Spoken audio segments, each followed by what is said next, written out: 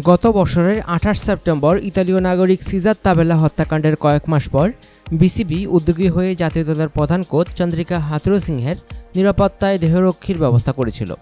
১০ মাস পর হোলি আর্টিজানে সন্ত্রাসী হামলায় আবারও বিদেশি কোচ ট্রেনারদের নিরাপত্তা নিয়ে দুশ্চিন্তায় ফেলে দিয়েছে বিসিবিকে।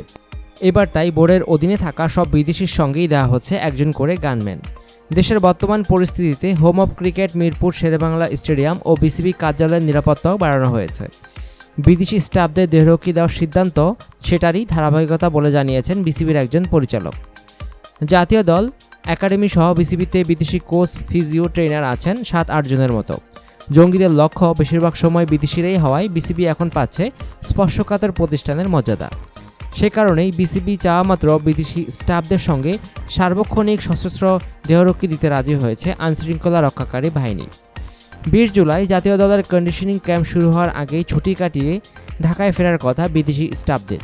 একাডেমির ফিজিও ব্রেট হর্পের অবশ্য এত চিন্তা নেই, নিজ দেশে ভালো চাকরি পেয়েছেন, সেই জন্য বিসিবির চাকরিটা সম্ভবত ছেড়েই দিচ্ছেন এই অস্ট্রেলিয়ান।